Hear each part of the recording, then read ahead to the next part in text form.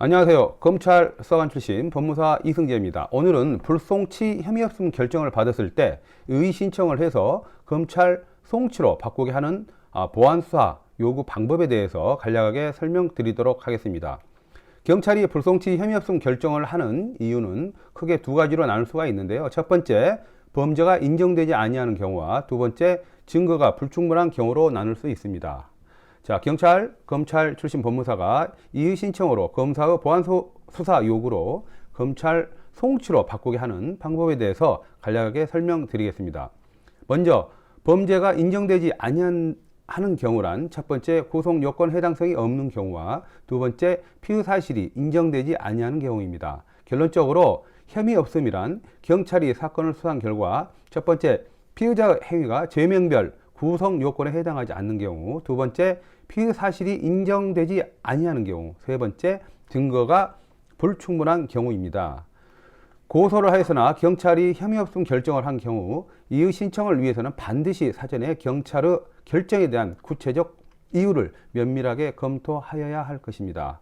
불송치 이의 신청, 이 분야는 이 법무사가 누구보다 잘한다고 정말 자신 있게 말할 수 있습니다. 현직 법무사, 변호사 중에서 검찰과 경찰을 모두 재직하면서 범죄 수사를 전담한 경력이 있는 법률 전문가는 국내 0.1%도 안 됩니다. 자, 지금부터 시작하겠습니다. 첫 번째, 피의자의 행위가 죄명별 구속 요건에 해당하지 않는 케이스입니다. 사례입니다. 피의자가 담을 넘어서 고소인 소유 과소원으로 들어간 행위에 대해서 주거나 건조물이 아닌 과소원 등 타인의 토지에 무단 출입하는 행위에 대하여는 처벌할 수 있는 규정이 없습니다. 그렇기 때문에 처벌할 수가 없습니다. 두 번째, 피의 사실이 인정되지 아니하는 경우입니다.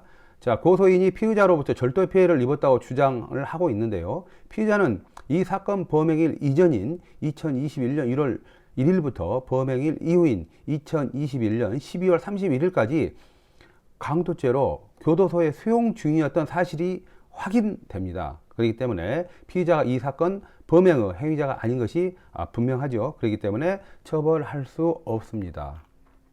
증거가 불충분한 경우입니다. 일반적으로 경찰 결정 이유 중 가장 많은 경우입니다. 피의자가 휴대폰을 훔친 사실에 대해서 자백을 하는 경우에 대해서 피의자의 자백이 피의자에게 불리한 유일한 증거이기 때문에 처벌할 수 없습니다. 이게 이제 형사소송법의 법리입니다. 자, 의의 신청해서 검찰 송치로 바꾸게 하는 방법에 대해서 말씀드리겠습니다. 경찰 결정에 대한 이의 신청을 할 때는 반드시 경찰의 결정서 이유를 검토해야 됩니다. 아래 세 가지를 면밀하게 해당되는지 검토하시기 바랍니다. 첫 번째, 법리 오해입니다. 경찰이 그 사건에 대한 법령이나 판례 등 법리를 올바르게 이해하고 수사하였는지 그 여부를 검토하시기 바랍니다. 두 번째, 사실 오인입니다. 경찰이 사실관계를 정확하게 파악하고 수사를 잘 진행하였는지 그 여부를 검토합니다. 세 번째, 수사 미진입니다. 경찰이 고소인이 제출된 증거 판단 및 자체적으로 증거를 충실하게 수집해서 수사에 임하였는지 여부를 검토하시기 바랍니다. 검찰 출신 법무사의 생각입니다. 지금까지 법무사가 그동안 필드에서 뼈빠지게 체득했던 수사의 원리를 말씀드렸습니다. 여러 가지 원인으로 피의자의 처벌을 구하고자 경찰에 고소를 했는데 경찰에서는 타당성 없는 이유로 불송치 결정을 한 경우에 고소인 입장에서는 이 신청을 어떻게 해야 하는지 답답함을 느껴서 유튜브를 지금 시청하고 있을 것입니다.